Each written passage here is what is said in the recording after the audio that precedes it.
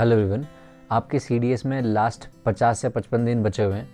तो मैं इस वीडियो में शेयर करने जा रहा हूँ कि मैंने लास्ट के 50-55 दिन में क्या किया था जिससे मेरा एग्ज़ाम 2 बार क्लियर हुआ था रिटन। सबसे पहले मैं आपको ये बता दूँ कि सीडीएस का एग्ज़ाम काफ़ी कंटिन्यूटी मांगता है आपसे। ये नहीं है कि आप एक दिन में ही सारा पढ़ लें और एग्ज़ाम दे दें, ऐसा नहीं हो सकता। It needs at least 6 months of hard work, या फिर अगर आप बहुत ही योद्धा हैं पढ़ने में तो मतलब आपको रिवीजन की ज़रूरत पड़ती है। इसीलिए जो अगर आप पढ़ते आ रहे हैं कुछ टाइम से तो रिवाइज़ करते रहिए उसको बार बार।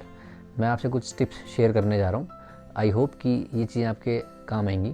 सबसे पहला ये है कि आप कंटिन्यूटी रखें डेली, भले ही 1 घंटे पढ़ें, कहीं आपको जाना पड़े, कुछ पढ़ना मत छोड़ो कभी भी। उसके बाद ये वीडियो उनके लिए जो सिर्फ घर पे पढ़ रहे हैं, कोचिंग वालों के लिए नहीं है, क्योंकि मैं समझ नहीं पाता हूँ कि कोचिंग के बाद कैसे आपका रूटीन बन सकता है। इसीलिए अगर जो घर पे पढ़ रहा है ये उसके लिए मैंने वीडियो बना रखी है।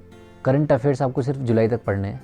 अगस्त में आपका पेपर बन जाएगा। अगर आपका सितंबर में आपको अपेयर होना है, सितंबर में 4 सितंबर को एग्ज़ाम है, तो जुलाई तक ही आपको करंट अफेयर्स पढ़ना है, जनवरी से जुलाई तक का। तो जीएस के लिए आपको क्या करना है, जनवरी से जुलाई तक जो भी न्यूज़ में रहा पहला, वो सारे टॉपिक्स बाय हार्ट होने चाहिए और उन टॉपिक्स को जीएस से लिंक करके उनके क्वेश्चंस लगाने हैं दिशा वाली बुक से। सेम चीज़ जैसे कुछ भी न्यूज़ में है, प्राइम मिनिस्टर न्यूज़ में, प्राइम मिनिस्टर पढ़ लेना है, फिर उसको अपने नोट से पढ़ना है, लक्ष्मीकांत से, प्राइम मिनिस्टर की पूरी क्वालिफिकेशंस, जितना भी टेन्योर जो भी उसका रहता है, रिमूवल वगैरह। उसके बाद दिशा 10,000 वाली बुक से उसके क्वेश्चंस लगाने हैं। नंबर 1 तो ये हो गया। दूसरा क्या है, तो जितने भी प्रीवियसली क्वेश्चंस पूछे हैं, सीडीएस, एनडीए, सीएपीएफ, सीआईएसएफएलडीसी, इन सब के क्वेश्चंस लगाने हैं। उसके अलावा जो पेट टॉपिक्स हैं, फ्लाइट कौन से लेयर में उड़ता है, ये क्वेश्चंस आपको करने हैं। और सेम क्वेश्चंस दिशा वाली बुक से क्वेश्चंस लगाने हैं। एक तो करंट अफेयर्स जो टॉपिक्स न्यूज़ में चल रहे हैं उनको अपने स्टैटिक बुक में पढ़ना है, उसके क्वेश्चन लगाने।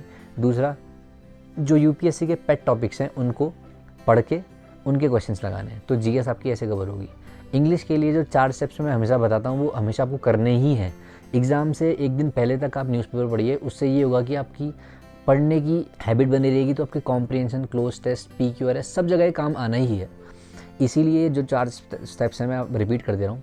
Number 1 being read the newspaper every day, The Hindu, The Indian Express, whichever you prefer, whichever you have been reading for the past many months। जो भी आप पढ़ते आ रहे हैं उसको डेली पढ़िए, न्यूज़पेपर रीडिंग, नंबर 1।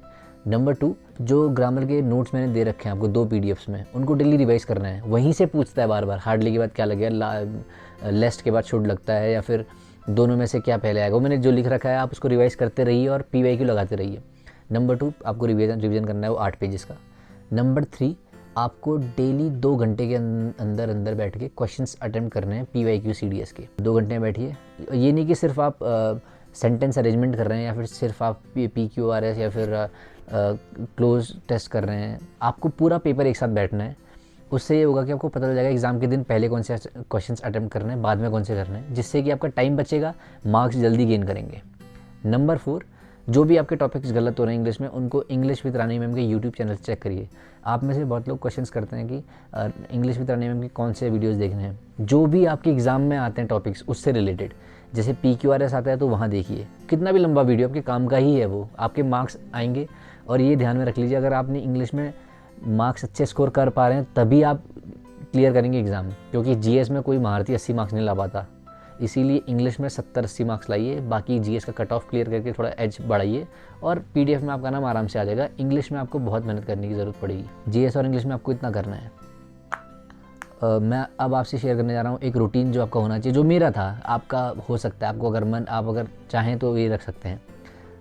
अब 8 बजे तक आपको ब्रेकफास्ट, रनिंग, आप जो भी एक्सरसाइज करते हैं आपकी कंप्लीट होनी चाहिए। 9 to 11, क्योंकि आपका CDS में इंग्लिश का टाइम होता है, इंग्लिश एग्ज़ाम का 9 to 11, इस टाइम पे आपको इंग्लिश का क्वेश्चन पेपर लगाना है डेली 2 घंटे में। उसके बाद जो 1 घंटा बचता है 11 से 12 का, उसमें आपको देखना आपने गलती क्या करी और उसके रिलेटेड वीडियोस देखिए, या फिर रिवाइज़ करिए रूल्स को, अगर जो रूल्स आप गलत समझ रहे हैं, इंग्लिश विद रानी मैम से या फिर जो नोट्स मैंने दे रखे हैं उनसे। 12 से 2 GS में आपको जो भी टॉपिक पढ़ रहे हैं, लेट्स से आप आज ज्योग्राफी पढ़ रहे हैं, ज्योग्राफी में आप कुछ भी टॉपिक पढ़िए, उसके क्वेश्चंस लगाइए। अगर क्वेश्चन गलत हो रहे हैं दोबारा टॉपिक पढ़िए। क्वेश्चंस उसी बुक से लगाना है, दिशा 10,000 MCQ बुक। मैंने इससे पहले वाले वीडियो पे भी लिंक दे रखा है, आप अमेज़न से ले सकते हैं, या फिर जो आपको सही लगे। तो फिर ऐसे ही PYQ देखना है, जितने PYQ हो सके उतने कर लो। जैसे CAPF, CISFLD, CE, CDS, NDA, सारे के प्रीवियस क्वेश्चन पेपर कर लीजिए एक ही टॉपिक से रिलेटेड। सबसे अच्छी बात ये है उस बुक की कि उस बुक में एक जगह पे सब, जैसे प्रेसिडेंट है तो प्रेसिडेंट में आज तक जितने क्वेश्चंस यूपीएससी ने पूछे हैं, बी इट सिविल सर्विसेज और NDA, CDS, CAPF, CISF, LDC, जितने भी यूपीएससी एग्ज़ाम कंडक्ट कराती है उसमें जितने बार प्रेसिडेंट का क्वेश्चन कुछ आया है तो आपको एक जगह का मिल जाएगा। तो प्रेसिडेंट पढ़ो, उसके क्वेश्चंस लगाओ, आपका प्रेसिडेंट टॉपिक बहुत अच्छे तैयार हो जाएगा। ऐसे ही it goes with all the subjects, GS में, ज्योग्राफी, पॉलिटी, हिस्ट्री, जो भी है, जो भी पढ़ रहे हैं उसमें। तो मैंने आपको पहले बता रखा है राजा राम मोहन रॉय, वो वाला पढ़ना है, आपको पढ़ना ही पढ़ना है। उसके अलावा 3 से 5 जीएस में दूसरा सब्जेक्ट, सुबह लेट से आपने ज्योग्राफी पढ़ा, फिर आप पॉलिटी पढ़ लीजिए, जितना हो सके उतना पढ़िए और उतने क्वेश्चंस लगाइए। अगर आप क्वेश्चंस नहीं लगा रहे तो बहुत बड़ी गलती है, क्योंकि एग्ज़ाम में क्वेश्चन सही करने के मार्क्स मिलते हैं, याद रखने के। ये नहीं कि ये भी आता है, ये भी आता है। क्वेश्चंस लगाइए और अपनी गेस करने की पावर है उसको बढ़ाइए, ऐसे ही बढ़ते हैं वो बार बार क्वेश्चन लगाने से।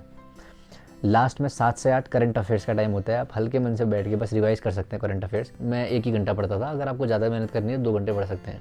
बहुत सिंपल स्ट्रैटेजी है, सिंपल येट इफेक्टिव।